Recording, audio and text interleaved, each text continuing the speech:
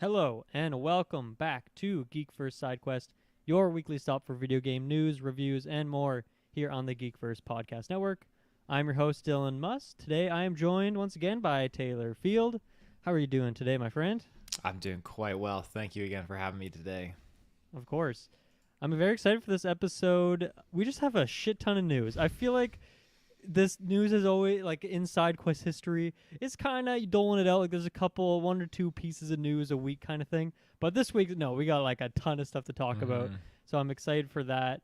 To get some plugs out of the way, make sure to join the GeekVerse Discord and subscribe to the SideQuest feed, which is a good time to do that because there's going to be a lot of gaming content coming out in the next month or so.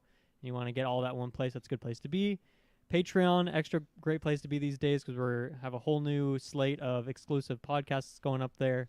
The Twitters, the Facebooks. Taylor, the website. What's going on the website?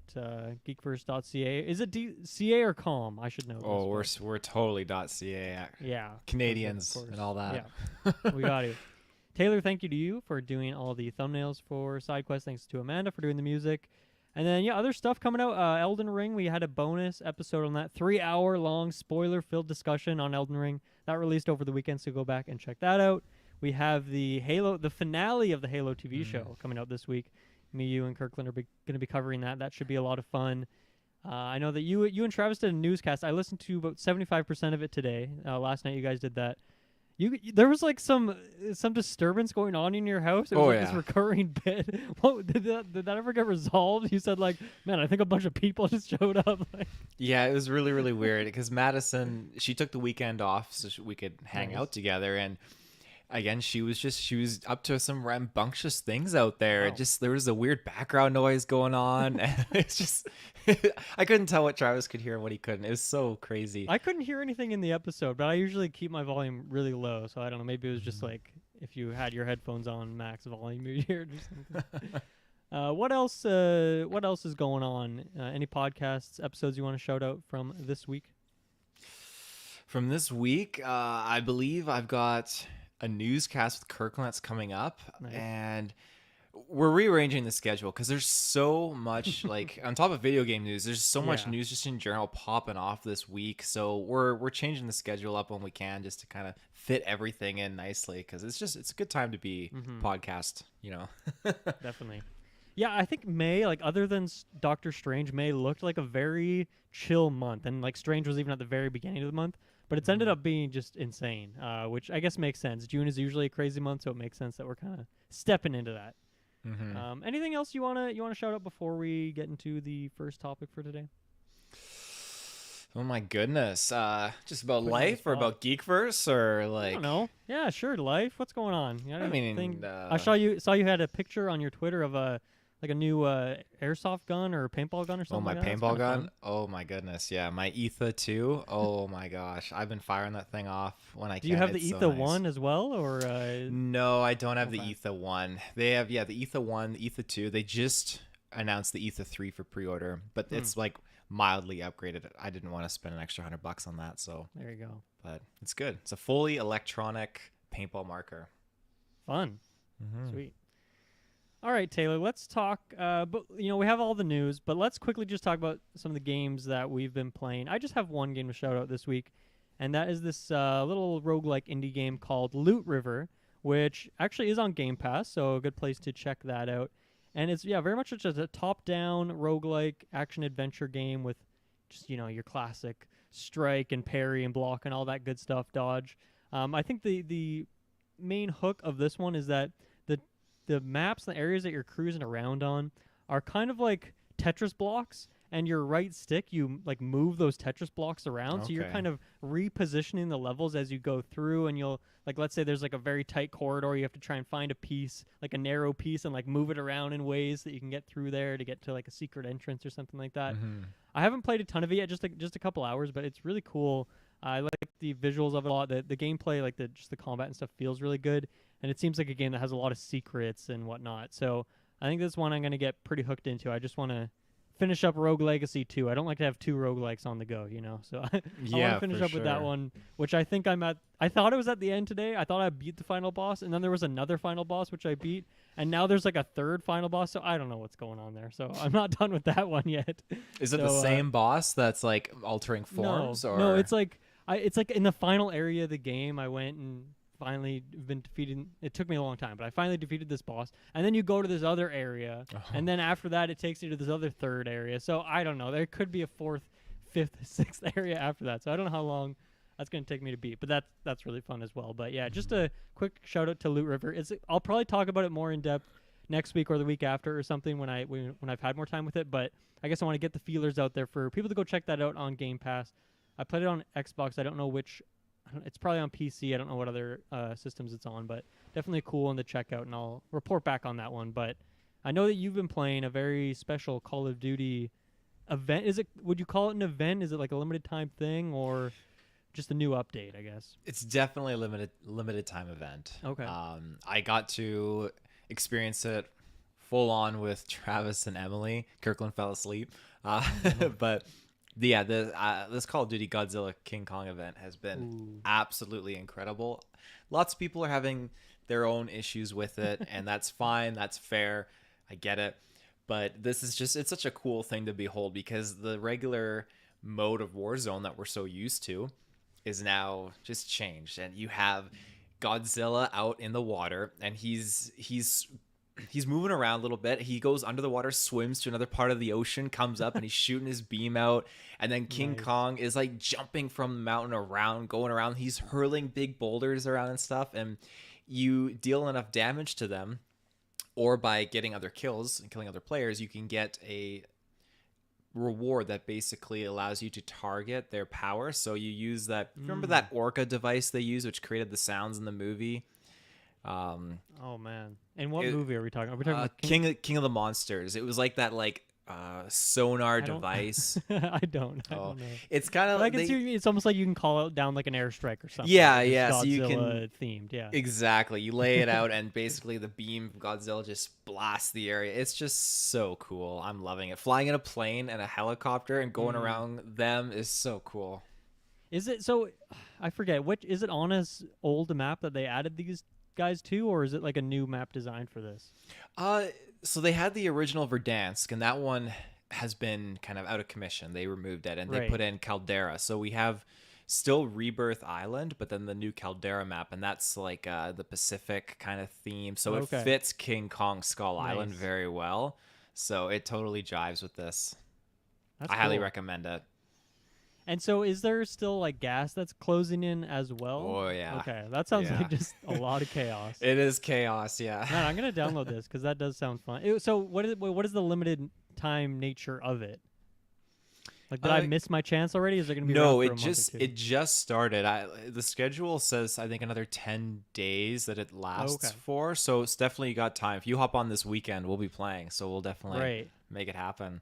Okay, maybe a Friday night. Okay, I'll get that downloaded. I'll allot 300 gigabytes on my Xbox. Yeah, that sounds about right. Sweet. Okay, let's. Any other games you want to talk about? That's the only one you put on our list. But anything else you wanted to shout out?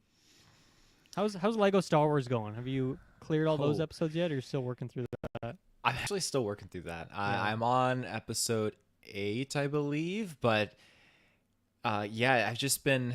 I did have a couple issues the other day when I was trying to play it, and that was actually something with Xbox. Their servers were down. Oh, I saw that. Yeah. Yeah, you couldn't get onto anything digitally on Games Pass. Even your digital downloads that you had, you couldn't access. And it was weird because even my hard disk games like Star Wars that I was trying to play, it was just being affected by it. It wasn't loading my save profiles. It was such a hassle. So, yeah. That's kind of like a concerning thing for the future of games, where 20 years from now when they don't care about the Series X anymore, and you just like, even though you have stuff downloaded and you're connected to the internet, you might just not be able to play these things. I hope that I hope they figure something out for that, because that's kind of a scary future. And sometimes it's even like you have a disc and you put it in your console and like it won't let you play it unless you're connected to the internet or something like that. So yeah, exactly. It's kind of scary. It is scary. All right. Okay, let's get right into it here with some news. the first thing I want to bring up is Gotham Knights. So this game, which we've seen for a few months now, is coming out in October. I think it was October 25th. And so we got kind of a nice deep dive, like a 10, 12-minute long deep dive on a couple of the characters. And then they also announced, so let's talk about this first. They also announced that the old-gen versions of the game, so PS4 and Xbox One, are no longer being supported. They had announced those, but they're canceling those versions of the game to just focus on the current gen. So, first of all, what do you think about that part of it? Because I don't think we've seen that happen yet. We've seen some weird case where, like, Godfall was like a PlayStation 5 launch exclusive, and then they brought it to PS4 like months later. So we've seen like still, going back to the old generation. But what do you think about just completely canceling these older generation versions? I'm trying to remember off the top of my head some that were relevant during the 360 to 1 and PS3 to PS4 era, because that did happen for sure. I faced that with Assassin's Creed, where here's Assassin's Creed Unity, next gen only, but you don't get it on previous console. But they still gave us a different Assassin's Creed title altogether for previous gen. In this case, just nearing the release date, just to say, hey, we're axing it on previous gen altogether. That's definitely a little salty to the fan base, I would imagine. So yeah, it's kind of weird because, I mean, if you look at it, by the time this game comes out, right, October, the consoles launched in November of last year, so it will have been 2 years into the current gen. So it does, that if you think about it that way, it doesn't feel like, oh, that's such a shot in the heart. Like it's if you're playing on PS4, it's like that's been outdated for 2 years at that point. So when you look at it that way, it doesn't seem that bad. But just the fact that they had announced it is weird to me, and it happening this late into the game really makes me wonder what that means. In that, was it that they're just so far along in development now that they're like really testing out and trying to figure out the bugs and stuff, and they realize like, okay, this is just not gonna happen. Like it's whatever we're going for here is too ambitious. But the fact that it's happened just now makes me almost think that we shouldn't get overhyped on what to expect from this game, in the sense that they weren't building it from the ground up as a next-gen game. They weren't going in with like, okay, what are we able to do with these next-gen consoles? Let's push it to the limit. It's more like they were trying to make this game that could be, PS4, Xbox One kind of game, but then obviously axe that later. So I don't know if that means much for the scale of it, but I'm guessing it's just getting closer to release. They have all the features in the game now, and they can finally test it at its full capacity, and it's just not running well. That's kind of what makes the most sense to me. And if we look at Cyberpunk as a beautiful example of, it's intended for the current gen or the high-end PCs, but you can play it on your old consoles, but it just does not run well at all, and all the backlash that game got, I wonder if that has anything to do with it. And trying not to have a Cyberpunk Part 2 on your hands, because that's just bad publicity, even though that game sold well. But for sure. So your analysis of that, would you say it's like they built it for previous gen, and then they like wanted to do more, then they ported it to next gen, and then realized like oh, we made the mistake of not building it from the ground up, and then kind of setting it backwards? Is that what you mean, Len? Well, like porting it over? I feel like games like these that are multi-platform, and especially they're on PC as well, I feel like, and this is me who is not a game developer, I messed around a little bit in systems, but in these softwares, but I don't know all the odds and ends. I feel like usually you're kind of testing these games on PCs and things, and it's later down the line when you're probably going to be testing them on consoles to see how things run and whatnot. And so, yeah, I think, I mean, even from the gameplay we've seen here today, this game doesn't seem like it's anything, that just screams next gen in a way, or current gen as we see it now. So yeah, I don't think it was necessarily that. I think they maybe were just intending for it to be on everything, and then after they've finally had the kind of more feature complete game in their hands, they realize that it's just not going to happen. So yeah, we'll see in terms of like the scope of the game and how it runs. Like, maybe it was just they were targeting 30 frames per second on the old consoles, and that wasn't even happening, in which case they just decided to drop it. But it was probably a difficult decision for them to make, especially with PS4. I mean, just the, 110 million units of that console they're out there compared to the maximum 17 million, whatever it is that PS5's at. So that's a lot of people that you're not going to be able to reach now. But once again, it is on all these different platforms. So I think they'll still have an audience. I don't think they're in trouble, but it certainly hurts a little bit to their sales, I would imagine, in the long run. Yeah, for sure. So the other part of this, of course, is that they showed off this new demo. So of the 4 characters in the game, we know Robin and Batwoman are in there. And then, but this is more of a focus on Red Hood and Nightwing, which I think we've seen them briefly in trailers before, but this is kind of the deep dive on those 2 characters. So I guess just what do you think of this game overall? Because I think this is more of our, like, we've seen gameplay before, but not a full deep dive. And in this, we got to see, like, here's a 5-minute sequence of what the game will look like. So I think we have a bigger scope of what the movement's like, what the combat's like. So how do you feel about this game so far? This is something I noticed other people talking, and I kind of sympathize with it. It feels like a little clunky or blocky in the movements.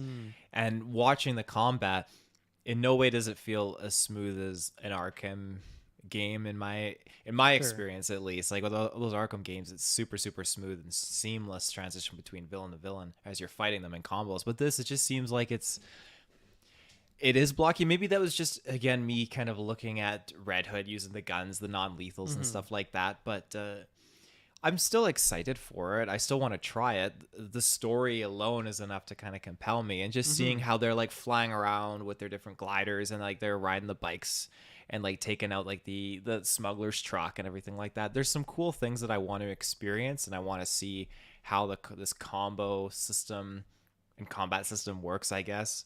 Seeing Red Hood just fighting and like slapping a bomb on a guy and then like kicking him away, like that's super cool to see. And the stealth aspect too, it seems like that's incorporated into this as well. So yeah, I see where you're coming from, and I tend to agree. I think that Red Hood in particular for me just didn't look all that interesting. You know, he's just using guns and like we saw, the one instance of him like tying a bomb to a guy. But other than that, like he just looked very clunky. Whereas Nightwing, and they highlighted this in the showcase, was that he's kind of got an acrobatic fighting style, and he felt a lot more fluid the way he's jumping around and stuff. But you're right, even with that, like he was moving around in fun ways, but it's not like he was jumping from enemy to enemy and doing these cool combos. He was still kind of just like flailing around randomly, and then he'd go to one guy and start doing some moves, and then walk over to the next guy. And just even like the base walking speed feels a little bit slow for what you expect. Like superheroes usually are kind of trucking it around there with full sprint mode. So I'm sure that stuff will be different in the full game. But yeah, you highlighted the movement aspect of it, and that part seems cool. Like Nightwing has his glider. There's like the bike in there, all these different ships, and there's like fast travel as well. So it seems like getting around the map is going to be pretty fun. And I took it as like, this seems like a kind of an open world game where you obviously have like different set pieces that are designed, but it seems like like you could travel from one side of the city to the other in a completely open world fashion. Is that the vibe you got from it as well? That's the vibe I got when we went to the hideout, and they were pulling up the map, and it just, you can see the scale of this city that you could explore. I thought, okay, this definitely must be more or less open world. Random what's the term? A crime happening, or whatever. You just gotta like stop it. So different things like that going on. I don't know how open world it'll be in the sense of like a drop in, drop out factor. I don't think they've really kind of covered that. Yeah, I guess if it is like an open world game, you wonder how co-op is going to work in terms of like, do you have to be close to your teammate, or do you have to be in these certain areas? And maybe we're wrong, and maybe it is level based, and they just kind of show it over the course of what Gotham City looks like. But then like that map maybe is a little bit deceiving in that way. But I gotta say, in terms of like the actual city itself, like some of those foggy effects in the city and the lights on the background, and even just the reflections of water on the ground, it's hard to trust all those things 100% in trailers. You got to see that in action and see if it stands up. But once again, we're talking about current gen consoles only, so we don't have to worry about adding in some water effect if it's going to tank the PS4's frame rate or something like that. But I gotta say, the city looked beautiful, and it does seem like it's fun to cruise around. There's actually citizens. Like that's something for me when I was playing Arkham Asylum was great, but when I was playing the second one, Arkham City, I just felt like, man, this city is kind of, there's no one out, like there's no one like in that game you're kind of in an isolated part of the city, right? There's no citizens walking in the street. It's kind of boring to cruise around, whereas this seems a bit more different, where there's citizens driving around who I'm sure you can crash into GTA style. There's pedestrians walking on the street that you can probably save. You can try to save in the heat of battle. And I wonder if there's going to be other things that you can interact with, and mini games, and I don't know, just like shops you can go to. We only saw nighttime, so I don't know if it's like a, kind of got a day-night cycle too, where you can cruise around in the daytime. Maybe, I don't recall seeing daytime at any point in the trailer, but I could be wrong on that. Yeah, I don't remember seeing any daytime either. You're totally right though about the civilians. That was something that I think even Arkham Knight didn't. I can't remember if they had people walking around. Just everyone's just hiding away. You can't even go outside because it's Gotham City and it's too dangerous, I guess. But yeah, I'm glad that they make it like a Grand Theft Auto sort of vibe. Yeah, So, like that seems cool. Like even if you just do some co-op with a friend and cruise around, just doing whatever kind of random tasks. Like that sounds like fun to me. And I got to say, like, I maybe wasn't vibing with Red Hood so much, but from what we didn't see much of this in this trailer, but Robin and Batwoman both look like a lot of fun. And I actually think those two would be maybe my preferred characters out of the four. So I think that's another thing too, is I'm maybe seeing the two characters I'm not as interested in, whereas those two really stand out to me as being a lot more fluid, and their capes flowing around in the fights look really cool. So I'm into that as well. What else do I want to shout out here? This seemed to be a controversial thing as well. Was the kind of when they open the menu at one point and they go to like the gear screen and there's all these numbers and like, I don't know, legendary gear, common gear, things like this, which I think, a lot of people didn't necessarily want that in Marvel's Avengers, and they're seeing it here and almost getting scared that it's going to be kind of the same thing as Marvel's Avengers. It seems like it's kind of a different game structurally, but there is still that same kind of gear system, which to me, I don't think it turns me off of the game completely, but I also am not, I don't need it in there. It's kind of just an extra thing. And I'm sure if you're just playing through the main story of the game and playing the game for 10, 20 hours, I don't know how much you'd really have to interact with that system. Maybe they have like some auto-equip system anyway. You can just automatically equip the highest gear, and that way you don't have to interact with it if you don't want to. But then for the hardcores, you can make a certain build. So how does that hit you? When you see that in a game, like, do you kind of cringe like some people seem to, or are you open to it? Are you interested? I guess it kind of pushes you to use specific suits for specific, or I guess specific builds for specific missions and objectives, right? So me as a gamer, I'm kind of, I don't even know the terminology for this. I like to collect everything and just kind of like deck myself up. So I'm like 10 out of 10 and like everything across the board. Right. I play that way in Skyrim, for the most part too. So if I have to, I can jump around.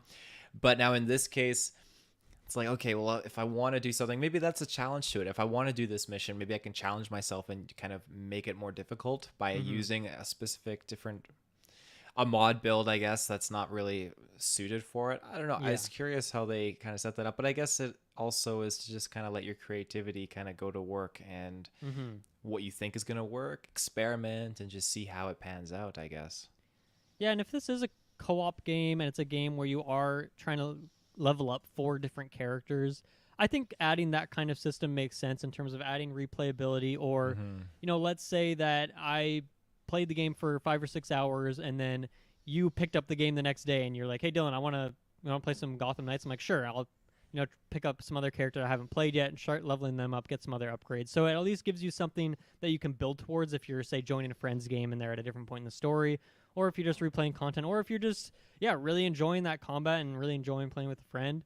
It just gives you maybe something to work towards. You keep getting your gear upgraded and go for certain builds. So we'll see how much that affects it. Like, I don't know if the gear is going to give you new abilities or if it's just like you have 5% bonus damage on this one strike, because that stuff's kind of boring. But I mean, sometimes really it's also fun to stack a bunch of critical hit percent and get like some crazy damage. So I don't know. We'll see about that.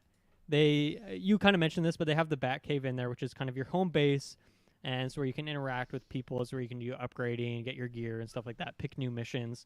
I like this. I like having a home base. I think in all these superhero games like Marvel or Midnight Suns, that's something that excites me about that game. Is I forget the Abbey, the Quarry, whatever it's called, the place where you're set up. Like that seems like a fun place to talk to your characters and go in between missions. So shouts to that. And then you mentioned the story and how that's kind of interesting to you. So what about the story is grabbing you so far? Seeing that monument to Bruce Wayne and the Batman, it's just like small little pieces of his armor. I don't know why I found that humorous. It was just kind of funny to me. Dark. It was this like, I get it's a shrine, but it was like this really like minimal shrine built to this this icon. Like I'd put it like a statue or something in there, but I digress. So seeing these two characters like Red Hood just kind of, I'm assuming that was Red Hood just standing there and just taking in the scene, and then he's just called out, and it just tells him like, hey, you can go check out his grave. And just the kind of dynamic, like do not feel like they're living up to the mantle that Bruce Wayne set. Like then now we got the Court of Owls coming into play, and that one scene where Nightwing was just kind of sneaking in, and I had to rewatch it a couple of times because like this feels like a horror movie where the two Court of Owls members are standing in that crypt, and this camera like zooms in on them, the score like changes, and they like turn their heads in. It's like, well, this is really terrifying. And yeah, they're just goons though that you fight, so nothing not major. Yeah, I feel like that was all we saw in this trailer was goons. Like I don't think we saw any boss fights or any cool villains that I'm familiar with. I'm not as familiar with DC stuff in general, but still, I think you want to have that as like a sizzle reel in there, like fighting Poison Ivy or someone. I don't know. Yeah, a major player for sure. We got that one Court of Owls dude he was like full on Templar. He had the shield and everything, and that was kind of cool. Yeah. But you want a familiar face. Yeah, I think that helps to sell the game a bit too. But yeah, I agree with you. I think the loss of Batman and kind of these four characters, and I'm sure they all had a very different relationship with Batman, and to just see like how they're going through that and how they're, as you said, like trying to make their own legacy, I guess, in this world without him, and just dealing with it, loss of a friend, or I don't know, if a partner, if him and Batwoman were shacking up or something. So I think that's a fun hook that gets me into it, and it's also kind of something different too than we're used to. And you're still going to have a lot of Batman iconography in here, obviously, with still having the Batcave and these Bat technologies, and even in one of the shots, there's like a Wayne Corp building in the background too. So I'm sure you're going to go to some iconic locations that you'd recognize from Batman. So, so yeah, I don't know how I feel about this game. I don't know if I'm going to be picking it up yet. I think I maybe got to see a little bit more of the maybe expectations in terms of how the co-op's going to work and how substantial the story is, and maybe see some more gameplay of these other two characters, since Red Hood in particular is not really doing it for me. But who's your go-to right now? Like, if you're picking up this game, who's the first character you're going to be jumping to? I'd want to go with Robin. Yeah. He was a character that I enjoyed playing. I think it was Arkham Asylum where they had DLC where you played as him. So, yeah, and then Arkham Knight had a whole arsenal of characters you could play as. So, yeah, like I'm with you. Probably Batgirl and Robin. They just look so cool, and I want to play with Batgirl just with that cool like retro suit, just the purple and the yellow. It just seems so much fun. So, is it Batgirl or Batwoman? I might have just been saying Batwoman this whole time when it's actually Batgirl. I'm gonna put my money on Batgirl. Okay. People can correct us in the comments. I'm more of a Marvel guy, so there you go. There's my bias is shown. There was something I noticed too in the trailer, and the name kind of stood out. There was a quick snippet, I think, in a cutscene when you see a building lit up with like Daggett, and I'm pretty sure, like looking at it now, I thought, okay, like what is this character? And I was Googling it. I guess Roland Daggett, he is like he's Gotham City's Lex Luthor is how it's the Batman fandom labels him. So I guess he'll probably maybe be a featured villain that you go square off against in Gotham Knights. Okay. Yeah. I'm cool with that. That sounds fun. Anything else on Gotham Knights? I don't think so.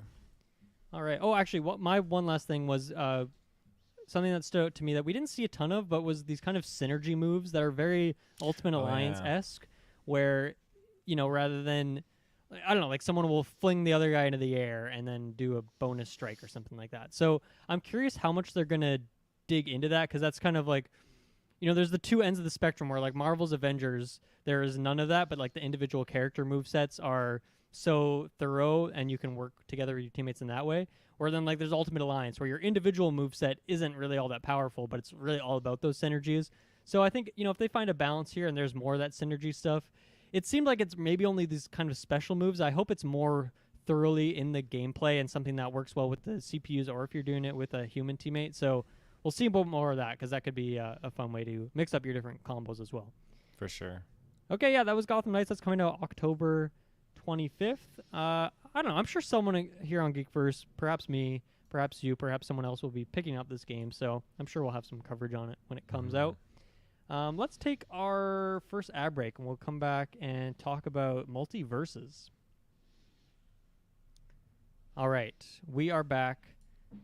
We got a new trailer for MultiVersus today. I'm going to pull this up because Taylor has not had a chance to watch this yet. But, we were just talking about Batman in the Batcave. And who's in this game is Batman. So it kind of works out well. Let's go here. Window, MultiVersus. And I'm just going to hit play on this. And we can talk about this. So, yeah, I think this was kind of a cinematic trailer that just dropped today. And I mean, there's no new gameplay shown in this trailer, but I think one thing it does, again, that I've been really excited for about this game is that it really highlights the teamwork aspect of it. They've really always been hyping this game up as this is the way they differentiate from Smash Bros. Is that it's a 2v2. It's like a focused on that. I'm sure you can do free-for-alls, of course, but they really want you to do it as a team. And so they're kind of setting up in this trailer here that Arya Stark and Bugs Bunny are going to be facing off against Batman and Shaggy, which is, I mean, that's just fun, of course. But first of all, I mean, this trailer, like, they really went all out with the budget on this. Like, it looks really good. And the sound effects are good, too. I mean, I don't have it muted right now, but yeah. And then, so the other thing here is they've kind of shown off some, at least to me, what I believe are new characters, 3 of which, one was the Iron Giant, which seemed to get Travis and Fanboy Clay hyped in our Discord today. They showed Velma, which I don't think they've shown Velma before, from Scooby-Doo, which to me is an odd pick in the best way possible. And then Tasmanian Devil, which I don't think they've shown him before. Maybe they have, and I just forgot. But I think those are kind of the 3 new characters. But do any of those 3 get you excited, Taylor? Iron Giant has me absolutely ecstatic. I love that character. And to actually play a game with him, I don't even know if there's been any game at all where you can play as the Iron Giant except for some modded Skyrim content or something like that. But it all comes back to Skyrim. Yeah, but this excites me so much. And you're right, the cinematic so far, it's definitely portraying the team play, like someone comes in to save someone else, or it shows the good, like the counterbalances of the fighting, right, between the characters. Yeah, and I don't foresee this to be in the game in a way. Like, I don't think this is going to be a Subspace Emissary equivalent where you're going to have these cool cutscenes in a story mode. I think this is purely a promotional thing, but it's still cool that they kind of went all out on this and showed the announced roster so far with a couple new characters. I'm really curious to see Velma, because even with Shaggy, like, they gave him like some Super Saiyan ability that I guess was like used in one episode of the show, and like they just turned that into part of his moveset. So I'm really curious how you're going to take Velma and like turn a moveset. I mean, they can definitely be done, but I'm excited to see that. They also, they had another beta recently that I did sign up for and did not get invited. I've signed up for all of them, and they don't want me. They don't want to hear my opinion on this game until it's out, apparently. Did you sign up for the latest beta? I didn't sign up. No, did Kirkland get in on this? Did he get into one of the betas?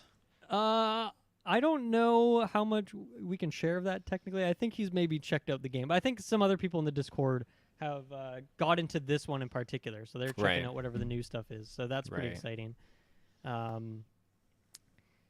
What else did I want to say about this? There was...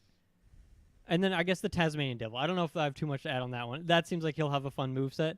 He might have been announced beforehand, but it seemed like to me that was a new one. I don't remember that guy from before. So that was kind of cool.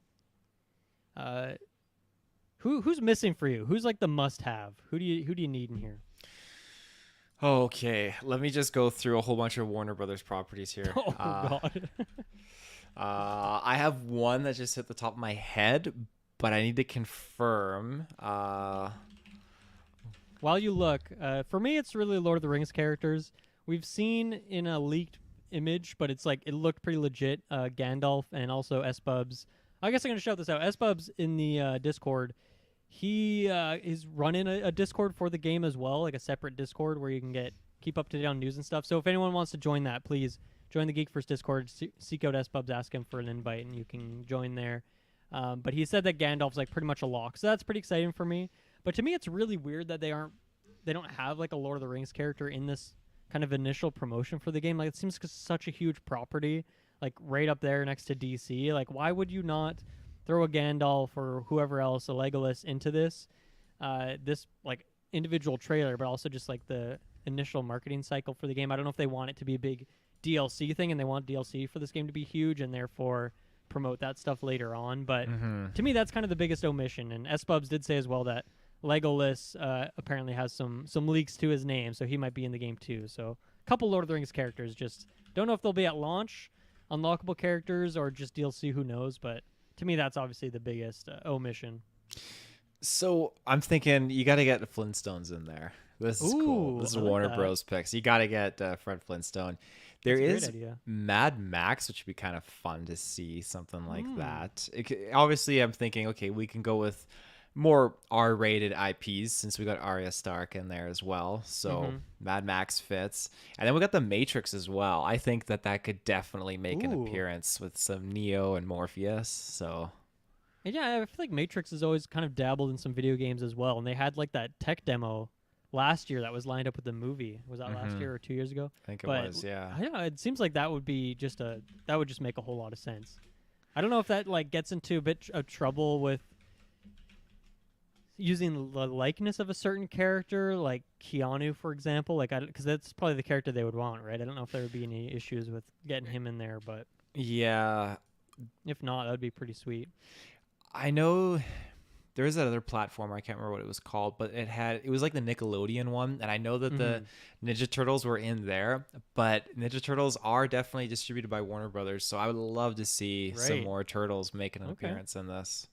Yeah, I think that's a good one as well. You can just take those movesets from that game and them over. That would be cool.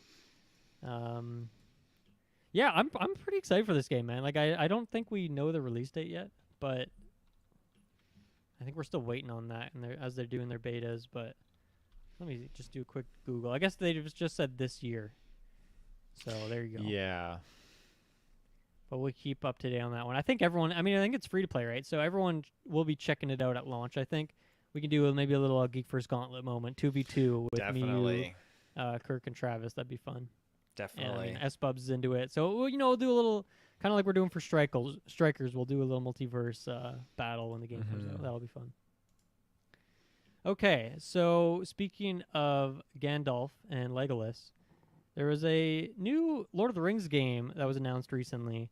And I think it's kind of flying a bit under the radar because it is a mobile game, and so that's not going to have the same bang as, say, the Lord of the Rings Gollum, which is coming out later this year that I'm excited for. But I wanted to bring this up because this is from the same developer as the Star Wars Galaxy of Heroes game, which I can't remember the names of all these mobile Star Wars games, but is that the one that you got really into down the line? That's the one that I am into, yeah. Okay, so they say this is a collectible role-playing game, which I think is how you'd probably describe that Star Wars games as well, right? So, yeah. Where would you put your hype level based on, like, you really like the Star Wars game? How do you think that if they just kind of take that same formula and copy it over into Lord of the Rings theme, do you think that works? Is that kind of what you would like to see from this game? At the end of the day, like, I would always want, a big-time Lord of the Rings game, but in this sense, with what they're going for, it has the potential to be highly addicting. It's so easy, yes, it's on mobile, but you just go on your phone, you check your team, maybe do a couple daily objectives, and then you're done for the day. So like Star Wars Galaxy of Heroes, I went through a madly addicting phase throughout that period of time, and I still play it off key now, but it's super, super addicting in the sense where you're collecting these characters like you said, and they do have the potential to microtransaction the living shit out of it, and I hope to God they don't, because literally when you go on Galaxy Heroes, you get bombarded by ads like buy this $150 crystal bundle to get these characters, because you basically there's storylines you can do and missions, and you build up your team, and when your team gets stronger you can upgrade them, put mods and everything like that, and upgrade their abilities, and their abilities stack with other characters. I don't know if you've ever played Galaxy Heroes before. Okay, absolutely so not. You have different characters in this game, and I'm saying this as an example to see if they do pull into the Lord of the Rings game, but you would have Theoden. He's basically a leader, so you'd have him, then you could have a couple guys from Rohan and other characters and maybe other heroes that would pair up with him, and they all have synergy, so when you have your squad of 5 facing the enemy squad, then you can kind of play to your advantage, customize it up. So there's that, and collecting certain characters, it could be like 25 shards to unlock, or it could be like 300 shards, which that's where the pay to play process comes in, and that's unfortunate. Is there like a way you can just say like pay a $10 fee and just kind of get an upgraded version of the game that's less savage about constantly stealing money from you? I shouldn't say stealing, but taking money from you. Or is it really just built on that very classic free to play model where it's like you're getting loot boxes and you got to pay $2 for each one, and it adds up over time? It's pretty well. I mean, again, they do put out like a bundle where you could pay $150 and get all this stuff, and you could get an upgrade. Like you could buy a character pack for $30 and it puts you ahead of the game for a little bit and gets you kind of going down the direction you want to, or you could just randomly buy random bundles and stuff like that. How is the free to play like version of it? Or have you paid for it, or have you just I haven't put any money into the game at all. Like, free to play is great because you basically have access to a whole bunch of different things, like a clan, guilds, and stuff like that, and battles and everything. So there's definitely a lot you can do. I'm looking at the menu right now just so I can kind of like speak to it. So you have different ways of upgrading your guys, and so you can do different battles to acquire those upgrades. You have a limit on energy. So energy allows you to do these battles again and again and again. And when you run out of energy, then you have to wait for it to recharge or come back the next day. That's probably what's going to be attributed to the Lord of the Rings title. So you could buy more energy if you want, but you don't want to do that. I see. But they have daily events. There could be like a Mouth of Sauron event or something like that, where you face off against him and then you unlock shards for his character or something like that. So there are some cool perks. Yeah, I think with a game like this, you just want to hop in for 5-10 minutes a day. Just check off your dailies and just build it up over time. And I don't think this game, so I was just looking this up, it says we'll begin a limited regional beta test this summer. So sounds like the full thing won't be released by the time the first season of the TV show's out. But that would have been a nice pairing, I think, just while you're watching the show for a few weeks at a time, like just kind of get really fully into the Lord of the Rings lore. So hopefully this game has part of that where you can read backstories on certain characters and things like that, because that just sounds like a fun place to hang out for a while. I guess I should mention the game is called Lord of the Rings Heroes of Middle-earth, so try to remember that. It's a bit of a mouthful, but I'd say I'm excited for this. I'm excited to check it out. Hopefully my phone's kind of old, so hopefully it's supported on my older device that's like 5-6 years old at this point. But if not, I don't think I'll be rushing to the store to get a new phone to check it out. But who knows? It sounds like a fun thing to pick up. So there you go. Any other points on that one? I'm very interested in this beta. I would actually really be on board to try it. I want to get in at the start because there's probably going to be some characters that you won't be able to unlock later on, and timed events and everything that occur with these types of games. I definitely want to take advantage and just get what I can. Fair enough. All right, next up, let's talk about Ubisoft a little bit, since you are King Ubisoft. So Ubisoft Plus, which previously has only been on PC and I think like Stadia, the non-consoles, the other secondary consoles, is coming to PlayStation as part of the PlayStation Plus service, or the subscription service, pretty soon, actually, in May. I think the first region it releases is May, and then I think North America is in June. So pretty close here, which is pretty much when the new PlayStation Plus is coming out. So they're bringing, some new and old games. Like I think like Assassin's Creed Valhalla is on there. So it's like, pretty recent stuff, as well as some of their older gems that'll be coming to PlayStation Plus, the extra and premium tiers. So remember, the new PlayStation Plus has 3 tiers. So the 2 higher tiers will get you access to this as well. It's unclear, based on what I read, if you can just get Ubisoft Plus on your PlayStation without PlayStation Plus. I don't know if you can just sign up for that. So we'll wait and see about that. And they're saying it's launching with 27 games, up to 50 by the end of the year. And that's just all additive to PlayStation Plus as it is. So that's a pretty good value add, I have to say, for PlayStation Plus, which me and Dante broke that down when that news broke a few weeks ago. And I think this is like a pretty big ad, and so I don't know if this is. It sounds like it's just included in that price, so you don't have to pay that extra amount like EA Play, kind of how that works with Game Pass. So yeah, I think this is pretty cool. I'm glad it's finally coming to consoles. What do you think about this? I've been waiting for this, to make the jump over to consoles at some point here. I think Mm-hmm. this is great news just to get off that exclusivity of the Stadia. There's Yeah. a lot of Ubisoft titles that I want to indulge in that I just can't see myself justifying the full price of a game right Mm-hmm. now for something like that. Like I think Riders Republic I want to try, Mm-hmm. and Watch Dogs Legion I really really want to try, and it's been on Same. sale, Yeah. but it's still not enough for me to drop $20 on it. So Yeah. but yeah, I think this is a great way to kind of bring people into the fold of what Ubisoft can do, especially for these Assassin's Creed titles. And I'm hoping that this will actually incentivize more people to actually get into the Division, because that Division Mm. 2 definitely had a rough go about it.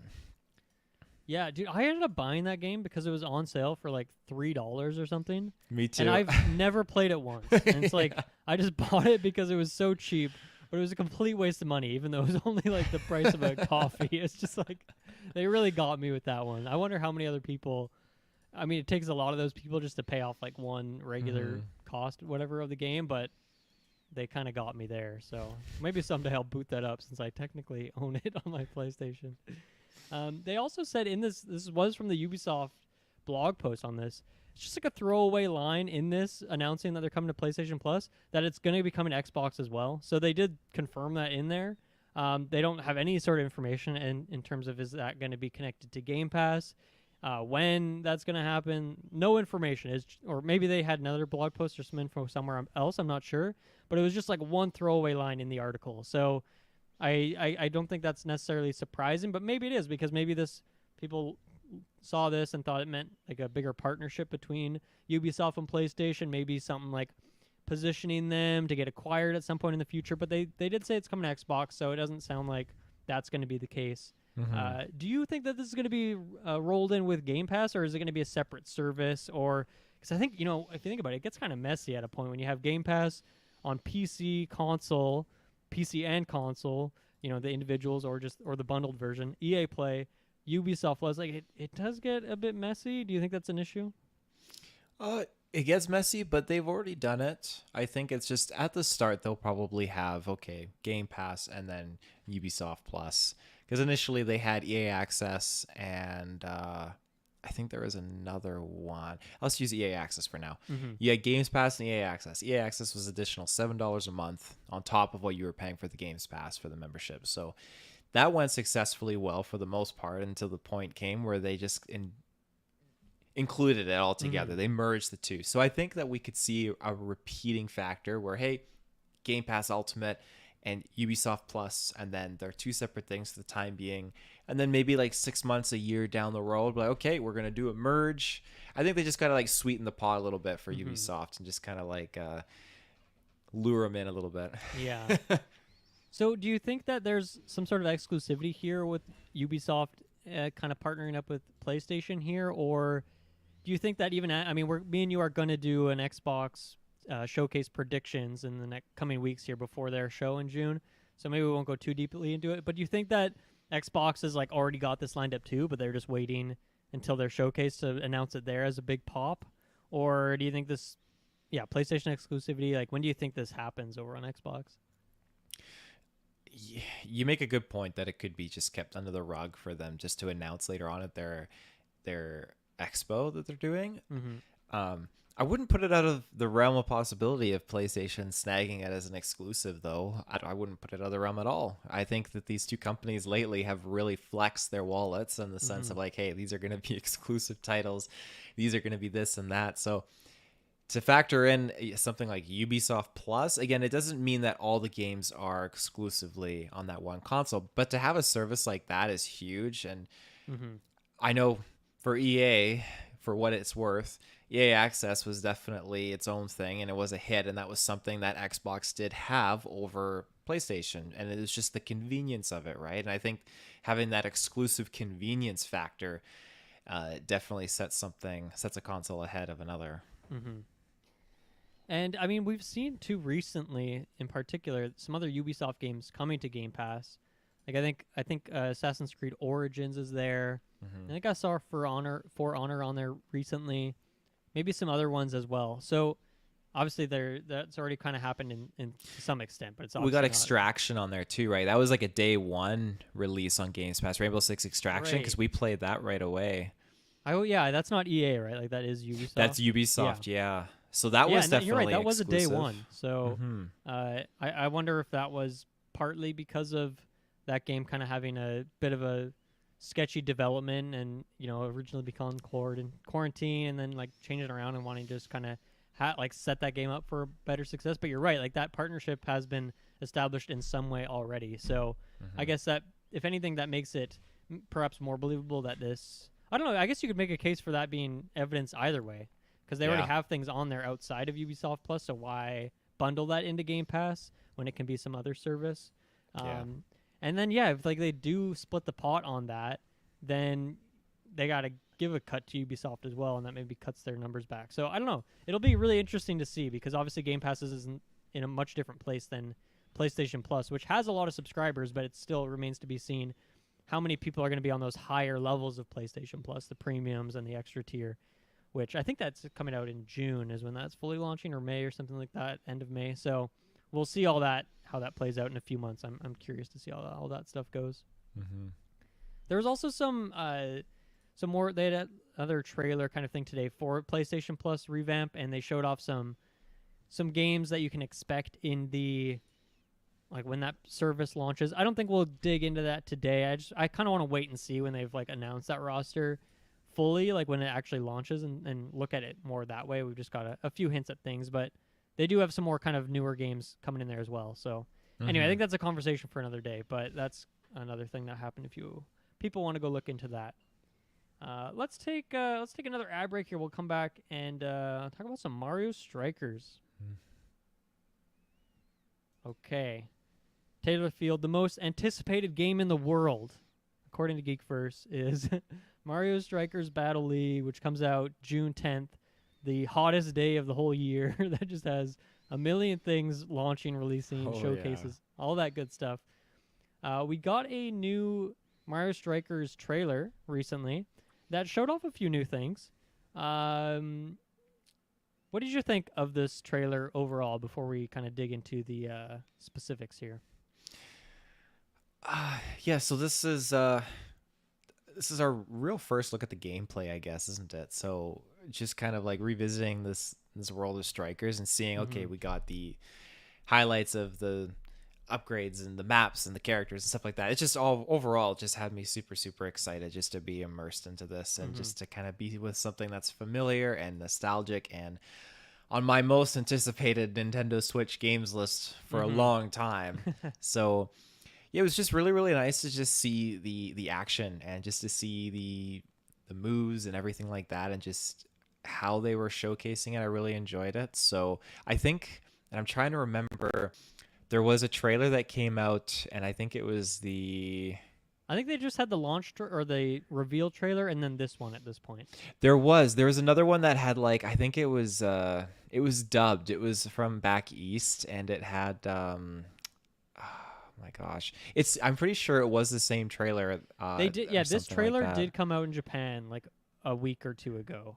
Yeah, they finally had it in English here like a few days ago. So I don't know what the delay was with that, but I think it was the same trailer. But no, like I'm just ecstatic. This is fantastic. I remember I told Madison, like, hey, if I'm gonna sell my Nintendo Wii U or trade it in for a Switch, like this is what I need for my Switch.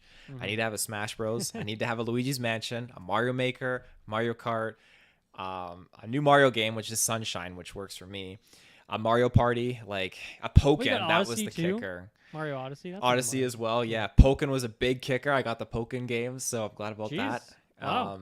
You got everything you need. Last one. I got everything I need. This is the last one. The last one to just complete it. Exactly. Yeah. So I want to start out with, because I love the trailer too. There's some fun tidbits here. I'm excited to dive into it. I just want to start out with a negative thing, or for me, like something I'm getting a bit worried about, and then we can just kind of go up from there.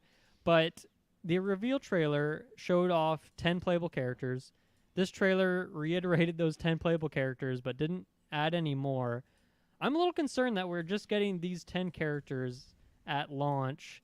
And to me, that's going to be That's going to be a bit bare bones. And so let me explain why. So I guess the just to say it, the 10 characters that we got in here: Mario, Luigi, Peach, Bowser, Yoshi, Donkey Kong, Wario, Waluigi, Toad, and Rosalina. But one thing that I really look at when we're talking about this roster is that they took away the what I don't know what you'd call them, the soccer mates, the cannon fodder. I don't know what you want to call them, but you got you always used to have a captain, which was one of those kind of 10 characters, and then you'd have your team, so you could pick between Toad or I don't know, Koopa, Hammer Bro, Birdo, things like that, Monty Mole, Boo, just little like kind of homies like that. And I think in the first Strikers, right, you just pick one and that's your whole team. Whereas in Charged on the Wii, you could pick each one individually, and that was really fun for me. But in this game, they've taken away that part of it, and so your team now of 4 consists of just 4 of these captains. And I think to me that's where the issue comes in. If every game is going to be 4-on-4, I guess you could include the goalies in there. So let's say 4-on-4, and you only have 10 characters. Like I feel like the variety is going to run out pretty quick. Obviously, you're going to have your different combinations that will beef it up in a way, but still, like in your first match of the game, you're already going to have seen 80% of the cast. And to me, that seems like perhaps a bit too small of a roster. And maybe they're saving some hidden unlocks for the game. But I also look back at Mario Golf, which came out last year, and I don't think there was any hidden characters like before the game came out. Like they had announced each and every one of them. I'd have to go back on Mario Tennis Switch and see what they did there. But at least for Mario Golf, which to be fair, was a different studio, that was the case. So it seems kind of like I'm the only one in this camp. Seems like everyone else is like, oh, 10, it's a good number. I'm down with that. So where are you on this? Are you in my boat, or you think it's a good amount? I'm content. I am with the amount of characters we got, and that's probably overshadowed by the fact that I'm just getting Strikers back, to be honest. Yeah. But I see where you're coming from, and I'm not at like 100% content. I would probably go like 95. The other 5% is a little bit like of a singiness that stems from just, I feel like they could have really, really done some magic with the roster. And I've noticed with other Mario games too, where Madison likes playing a certain characters, like Birdo, for example. In Mario Party, that character is not represented in other Mario games to play as. And I just feel like that's an odd disconnect. Like, you always have your prime core characters from Mario, but you also should have these prominent ones that you've been putting in the spotlight for so long now. Yeah. And while I do think that we will get characters further on in this game, and it could be literally one DLC for the next 20 years for this game, but who knows what that'll entail. But I imagine it would have at least another character or something in there to use, or new gear for that even. Well, I mean, if we look at Mario Tennis and Mario Golf, which once again, different studios made those games, but still, they had the same sort of plan where just new characters came out every few months. Mario Golf had new courses. I don't know what else new content came to tennis, but like they just added free characters for a few months afterwards. And I do feel like that is going to be the case here. But I'm still looking at this game like at launch. Like, am I going to be disappointed with this roster? And I look at it that way just because I think of some of my favorite characters from the previous games. Like in Charged, I can't remember if Birdo was in Charge, but Birdo was definitely in the first one, and Birdo was sick. I loved playing as Birdo or having Birdo on the team. But I love Dry Bones. I love the Hammer Bro. I love Boo, like as my kind of teammates, my backup buddies, and none of those guys are in here.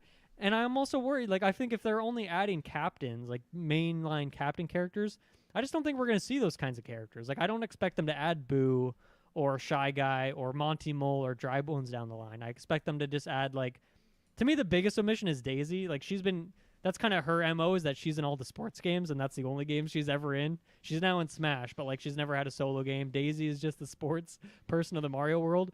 So I feel a bit weird that she's not in here. I'd kick out Rosalina to get Daisy in there. I think I understand Rosalina's more of a star, but, come on. Let's get some love for Daisy in here. I also love Bowser Jr. He was in Charge. He's missing here. And then I also had to shout out Diddy Kong, because I don't know, man. There was an era there where on the Wii, Diddy Kong was in Charge. He was in Mario Kart. He's not in anything anymore. He's never allowed in these crossover things. He's still in Smash, obviously, but I feel bad for Diddy Kong. I feel like he's kind of been kicked to the wayside, and I'd love to see Diddy Kong back, because he was a lot of fun in Strikers Charged as well.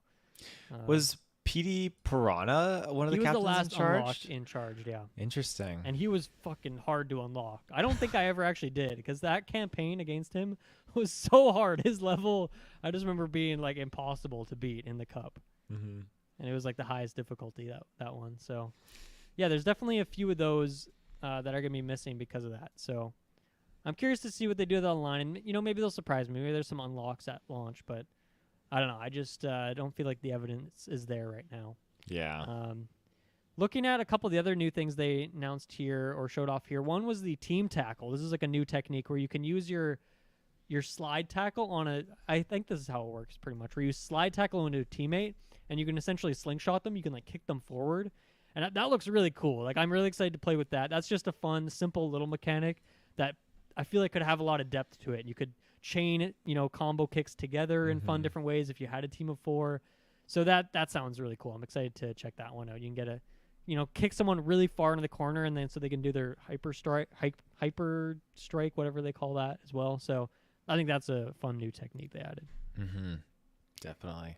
And then they did talk about the hyper strike, which I forget how that worked in the first game, but in Charged, it was pretty much you like go in a corner and just charge up your thing for as long as you possibly can. You can get multiple shots on goal, and then each character has like some ability. So they showed off Luigi's tornado here, and they showed off Waluigi's like creepy purple vines, which he had in Charge. So I like that they brought those along for the ride. It's different in this game the way it works, it looks like, but I'm glad that they still have that. But it's weird. They like showed like a what they call the strike orb. It's like a golden ball that drops on the stage, and then you go and grab that, and then you can use your charge strike. So is that going to be like a random item that drops, or do you earn that by like comboing the ball a bunch of times, scoring a certain amount of times? Is it for people who are, I hope this isn't the case, but I hope it's not for people who are, in second place, that they get like a bonus to get back into it. But that'd be a major game changer that would need to be nerfed. Yeah. But what do you think about that? Because did you see that in the trailer too, where they just dropped this golden ball on the stage and then that's how you got it? Like I was kind of confused by that. The specifications as to how this is acquired, they still elude me, and I would need more elaboration on that.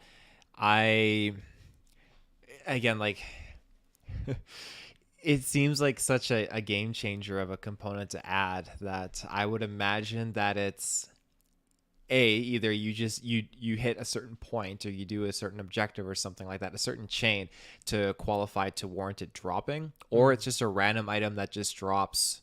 I know in the original Strikers, again, if you're losing a little bit or at some random point, you could be given a star. Random items are given to you when enemy players like hit you and check you into the boards and stuff like that. So maybe that's the instance here. If like one player takes enough damage, then the ball drops down and gives you the opportunity, but it's not just up for grabs for you, it's up for grabs for the opposing team as well. So maybe that's the kind of balance, I guess, or maybe it is just a random thing dropping in without any plausible occurrence, just to really turn the tide of the battle. Someone's up by 4 goals, then they could go up to like 6 goals now or something like that. Yeah. So remains to be seen what's going on there. They also kind of showed more detail on the gear, which I don't know how to feel about this, right? I just don't know how much it's going to be used in an online, and I feel like that's where I'm going to spend most of my time in this game. Unless there is a lot of like single-player unlocks, then I'll be doing a bunch of that stuff. But I think this is mostly going to be a multiplayer/online game for me. So I don't know how much gear is going to be used in that kind of setting.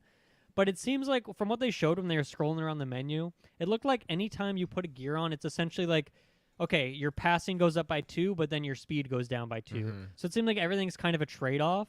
And so therefore, I actually think the gear will probably be pretty balanced. Like you can still stack like all the speed onto a character, but then you're going to be nerfing all the other stats. So I don't know. We'll see. Like maybe there is like just this magical piece of gear you get that gives you just plus 10, shooting and no downside. So maybe that would be hard to balance. But if it's just like plus 2, minus 2 on for each piece, then I think that's actually pretty cool. You can kind of customize your team your way. And so yeah, I think I'm down for that, and I could actually see that getting used then in online play without it being game breaking. So I'm kind of down for that. It doesn't seem like it's a game changing thing. I don't need it, but it sounds like maybe a fun way to incentivize some more single player play to unlock that stuff.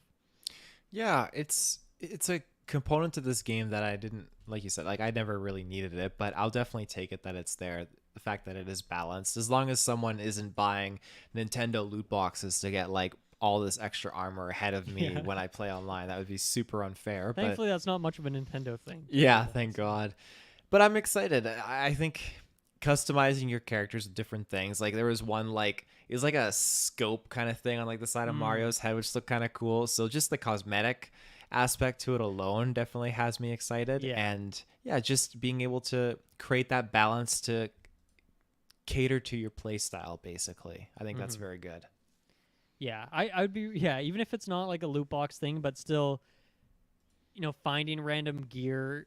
Like if you're going online and someone just has like way better gear than you, like I don't know, that could be an issue. So we'll see how that works. And if it's like random stuff where it's like if you complete Mario's, cup, then you get this set armor, and every player gets that same thing, then that could be fine. But we'll see. They also, one of my biggest questions for the game was the fields that you play on, and they answered that here because I feel like in that first trailer, it just was always on the same field, and I was wondering if it was going to be that, but. I got to say, like, some of the fields they showed off here are pretty badass. Like, one of them is just, like, Bowser's castle in the background. It's just, like, lava and castles. It's really sweet. So you can kind of choose these different themes. And then one thing I really like is that, I guess if you're playing online, or this would probably happen in single player too, is each team has, like, their side of the field. And they can customize that as they want. So the field's not going to be just one symmetrical field. I mean, it will be in terms of gameplay, but it will have its different visual look to it. So that's pretty exciting. We also, though, one thing I guess is worth mentioning is they didn't show any hazard stages, or at least I didn't catch that. Whereas particularly in Charged, I remember there was like there was a level that would have like tornadoes that would come through, or maybe holes in the ground, things like that. Where it seems like they've kind of ditched that part to maybe just make it a little more balanced, and it's more just cosmetic changes, which I'm totally fine with. They showed in the menu a spooky mansion theme. I don't think they showed that in the trailer, but I'm really curious to see. It's just like a Boo's Castle kind of vibe to your like field. That sounds like fun to kind of customize that your own way. And then I guess that with customization comes the ability to customize some of your online features. So I'm really excited for this part of the game because obviously we're going to make the GeekVerse. I don't know if we're going to call it the GeekVerse Gauntlet, just the GeekVerse team, whatever we're going to call it, but we're going to make our online crew. And we'll cruise around, climb up the rankings. We'll try to at least. But it's cool because you can pick, obviously, the name. You can choose what your set uniforms are. You can choose your home stadium, customize it in a variety of ways. And then they had this thing, too, where you can choose your club policy. And I was really confused about this. I don't know if it was just like a tagline or if it actually changed things, because the two that I could see when I was going through the trailer a bunch of times was one of the club policies was just having fun. And then the other one that I saw was, where's Canon Gear? So I don't know if, like, once again, I don't know if people typed that in, and that's just Nintendo typing in cheesy things, or if you pick, like, okay, our league is actually just about having fun, so we don't play ranked games. Or maybe you could say, like, where's Canon Gear, meaning that I guess you are going to go against other people that do have gear on their team. I don't know what's going on there, but I really like the ability to customize your clan in different ways, and it sounds like you can set different captains or managers, whatever you want to call it, and then they can all kind of adjust that stuff. So it's not just locked to one person. That's me guessing based on what I saw in the trailer, but I'm really down for all that stuff. I'm excited to get our GeekVerse team off the ground. Yeah, for sure. Having the uniforms in there and everything, that's just going to be so much fun. So, yeah. Yeah. If anyone listening wants to join the GeekVerse team, make sure to join our Discord. I'm sure we'll be inviting people through there. But yeah, I mean, the slots could fill up pretty quick. I know there's a few people in there who are going to be picking up the game, so I'm sure they'll all be joining. We'll have our 4 GeekVerse members and our friends as well. So if you want to get in there, I think it's a maximum of 20 people, so you might want to join and get in there quick so we can get you on the roster. But I'm excited, really excited for the online part of the game. Hopefully it's good, because it sounds good, but Nintendo has been very inconsistent with the quality of its online and its systems, so we'll see how that goes. Anything else from the Mario Strikers trailer that you wanted to break down?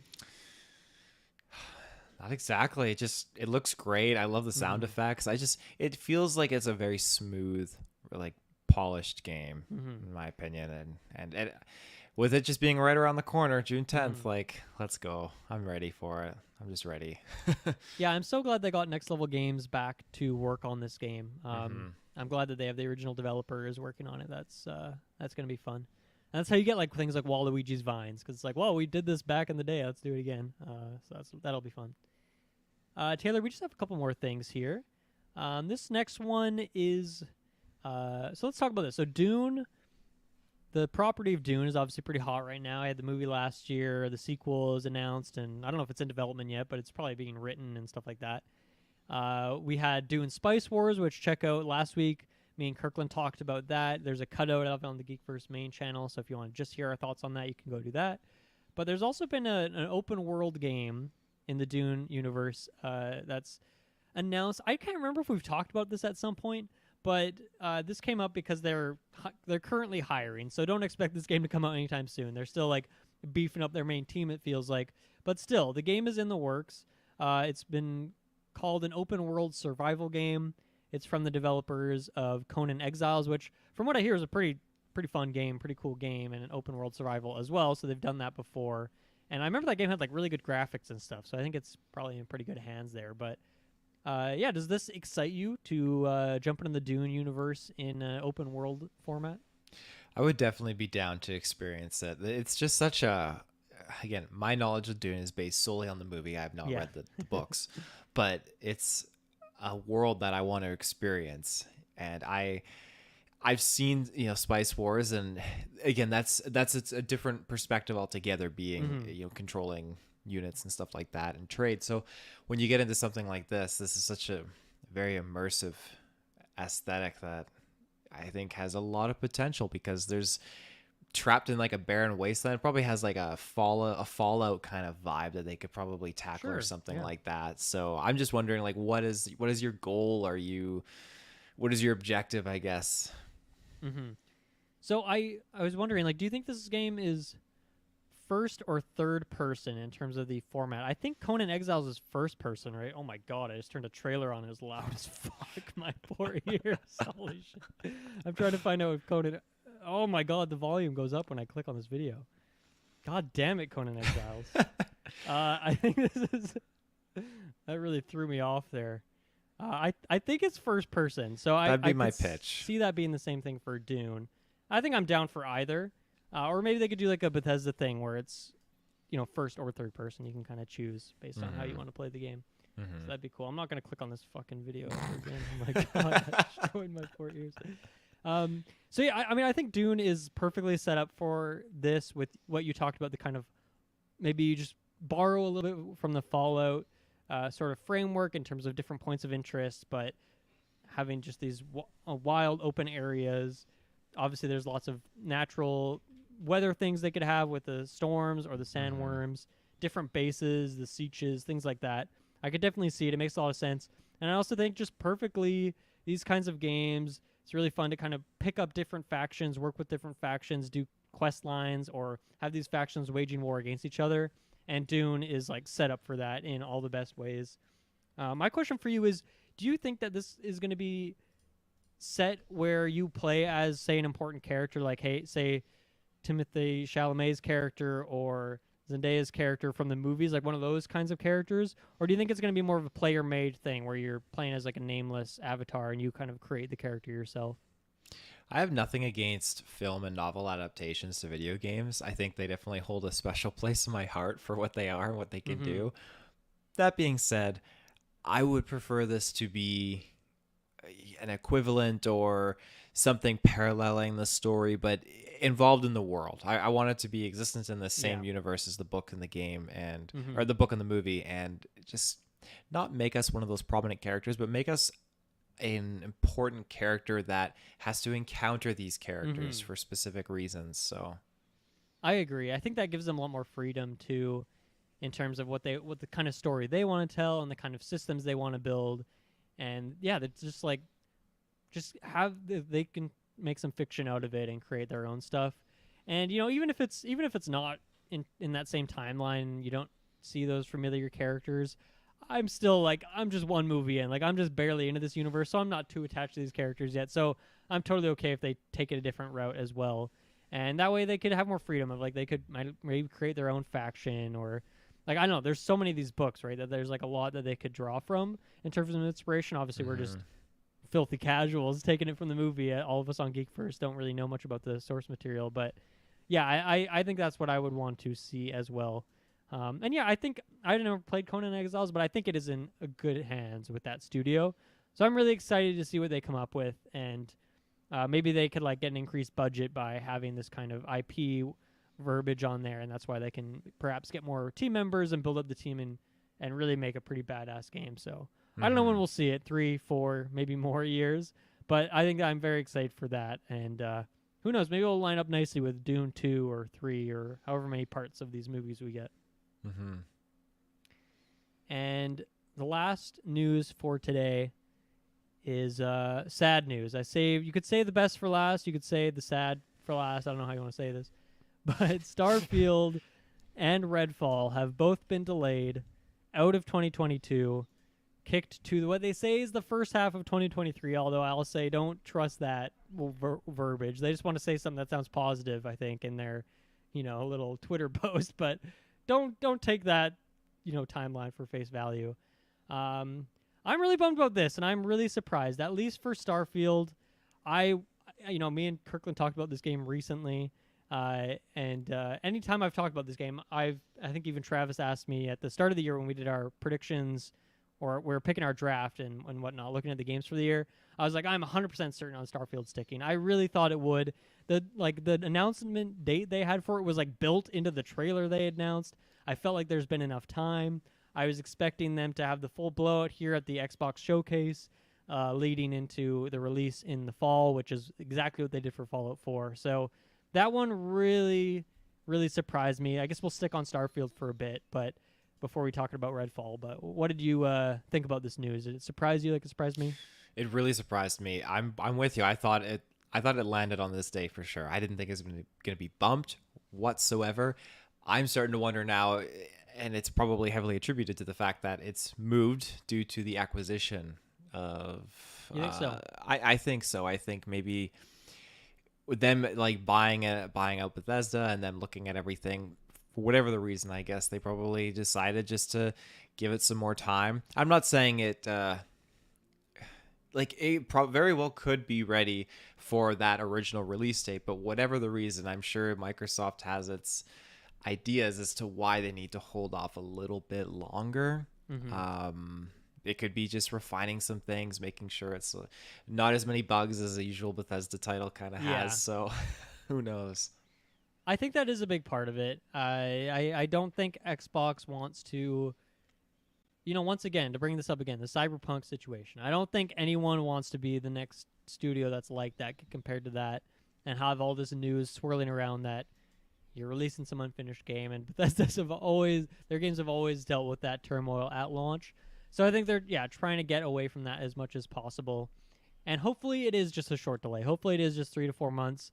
But I think this is a real big miss on Xbox's part. And part of it is that this game's been developed far before Xbox had acquired them, so you can't fully blame it on Xbox by any means. But to me, just this, we've seen like for years now, okay, they've been buying all these studios. Last year they had this great showcase where they showed off, here's all the games we're working on. And like none of that stuff is coming out yet. Everything's getting delayed. Stalker got delayed. That was supposed to be their bigger game from them coming out this year, which that one's totally fair because I think that team is either in Ukraine or Russia. So obviously their delay was caused because of things outside of their control completely. But this one is a really big hit. And then, Redfall as well, which is not as big of a hit in terms of the mainstream because arcade games are maybe more niche, but still for Xbox. We're going to talk about this when we do our Xbox predictions, but like, man, their rest of the year is looking just empty now. Like they have a few things for sure, not to discredit them completely, but like that really, the wind is completely taken out of their sails, unfortunately. Do you see this as like a big issue for Xbox, or do you think there's enough third-party stuff coming out in the fall that they'll be fine?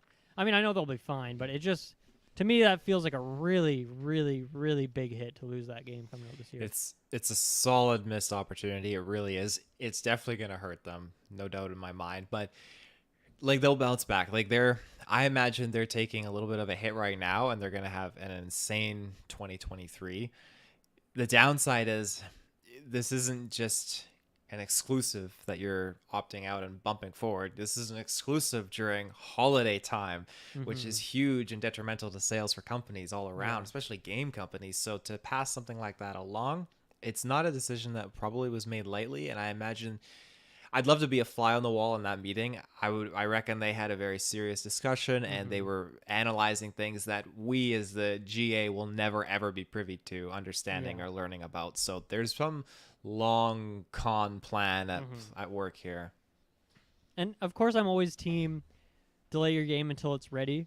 So obviously that's still the case here. But my two most anticipated games just in the same fucking Twitter post got pushed out of the year. So obviously I'm personally disappointed in that. To talk about Redfall as well, this one surprises me a lot less because we still have not seen any gameplay of it, and they had announced that it was coming out in summer. So at the very least, I thought, man, I don't know, maybe they have like this big showcase ready for this Xbox show, and they are going to just dive into it and say, here, it's coming out in July, have fun.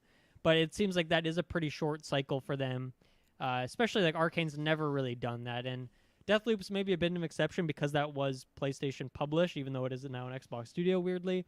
But that game was promoted like so fucking much. Like they did so many trailers for that game. They had state of plays. They were talking about it all the time. So obviously different publisher, whatnot. But still, I feel like, we've seen Redfall once, and it was a cinematic trailer. We don't even really know what the gameplay is like. We haven't seen any gameplay. So that one's less surprising. But still, for me, that's like almost as big of a dent. I mean, Starfield is slightly higher on my hype chart. But next year now, I mean, Breath of the Wild 2. I don't know if God of War gets delayed. Man, next year is going to be a banger year. This year is still amazing, don't get me wrong. And there is Gotham Knights we just talked about. Hogwarts Legacy I'm really excited for.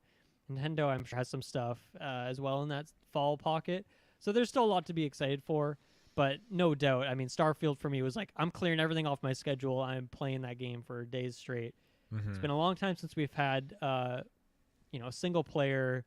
Like Fallout 4 came out in 2015. It's been 7 years since our last one.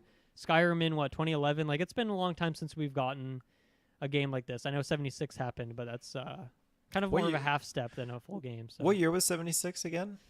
I think that was 2018. Okay. Or 2017. I think Still 18. A ways. Let me look it up. Still a ways away then, I guess. Definitely a long brewing period for something else to satisfy Yeah, exactly. us. And I mean, that game too was like, okay, it's on Fallout 4's engine. It's like the same game in terms of gameplay. It's just like essentially like a giant DLC that they charge for full price and then threw a fucking subscription service on it and stuff. So yeah, I mean, it's been a long time since we've had a fully new game. So it's a disappointment, but that's the way it's going to be. I was going to ask, if you think we're still going to see those games at the Xbox showcase. Let's save that for our predictions episode that me and you are going to do. Sure. Was there anything else I wanted to say on Redfall? I don't think so, but what I wanted to bring up is that at the start of the year, I mentioned this before, we did our video game draft. We all picked 5 games that we thought were going to come out this year, and then whoever has the highest aggregated combined Metacritic score of those games wins. I had on my list Starfield and Redfall, both obviously just delayed. Suicide Squad, which also got delayed. And then God of War Ragnarok, which very well could get delayed. And Bayonetta 3, which, I mean, I think we'll see that at Nintendo's Direct, which presumably is going to happen here sometime in mid-June. But I already lose. Like, there's no way I can possibly win. Kirkland already, between his 3 games that have released, has over 200 points. So even if somehow the 2 games I still have get 100s, I still can't even beat him. So I want to, I'm not too salty about this, but I think next year we should re-examine our format for that draft because I'm just dead in the water at this point, and it's May, and there's nothing I can do about it. So maybe next year we can talk about dropping or moving games later points in the year. It needs to be like Mario Party in the last 5 turns. Like the runner-up gets like coins or something like that just to help him out. Yeah, I could just hit a star and get like Hogwarts Legacy on my list or something like that. So yeah, that's a thing that happened. Yeah, Kirkland's well in the lead of that right now. Travis is in second. You're in third. Or actually, you might be, because you've had 2 games released, and Travis has 2 games released as well.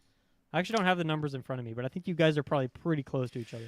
We are, because, I got Legends, Arceus, Pokemon, and then I had Lego Star Wars, yes. And I think I either lost a movie one or I lost a game one. I can't remember. Well, Breath of the Wild got delayed, right. So that one's one. Gone. Yeah, so I'm waiting for Gotham Knights. That one was on my list as well. Which, I don't know, I feel like I mean, I was just talking about how confident I am on Starfield, so I shouldn't say these things, but at least with Gotham Knights, we've seen a lot of gameplay at this point, so that's probably a good sign.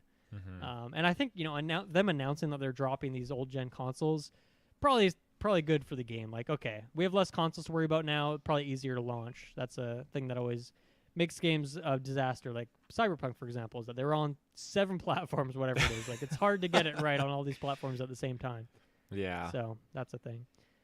So yeah, I gotta reevaluate and figure out what my most anticipated games are for the year because they're all gone now. It might be Hogwarts Legacy, honestly. I gotta look at the calendar again, or I guess Strikers, Midnight Suns. There's still a lot of stuff to look forward to. There's a few, yeah. Midnight Suns is still confirmed for this year, eh? I think so. I don't think there's a date, but it's. I think they reiterated at some point that like it's still coming out this year. I'll have to look. I think it was originally summer. Maybe it got kicked into the fall. I don't know, but I really hope that one comes out. There is gameplay for that, at least, like you said. That's so true. That's a good thing. Yeah, and that gameplay was like last September. So that was a while ago now. And that game did look pretty far along when we have seen it. So I have hope for that one as well. Anything else on this Bethesda stuff? Like I said, we'll kind of dive more into it a bit more when we do some Xbox predictions. But anything else for today on that? I don't think so, no. Taylor, that's it. That's all our news for the day. That was a lot of fun. Deal. That was good. Yeah, there's some juicy topics. There's so much popping off news-wise right now. I can't believe it. Yeah, and it's just going to get even crazier. We know there's so much stuff on that June 10th week, which is going to be insane and a lot of fun. But yeah, lots coming out. I don't know what's going on next week for Sidequest. I might be joined by Kirkland and maybe joined by Travis. I don't know. Kirkland's still going to let me know. I don't have a topic lined up, so we'll see what happens next week. Whatever it is, I'm sure it'll be fun. Taylor, any plugs for you on the way out of here? You can find me on the Twitter. I think what is my handle? I think Taylor the Field. Or that's on Discord. What's your? That's on Discord. Yeah, I think it's Taylor the Field. I think on Twitter is my. You always got to mix it up on every platform just to make it hard for people. I know it just makes it hard for myself, for everyone trying to find me. Yeah. Yeah, you're like logging in. You're like, shit. What's my username again? Like, there's a field in there somewhere. Yeah. Okay, Taylor, this is a lot of fun. Thanks for joining me. We will be back next week for more GeekVerse Sidequest. Thanks everyone for listening. We'll see you next time. See ya.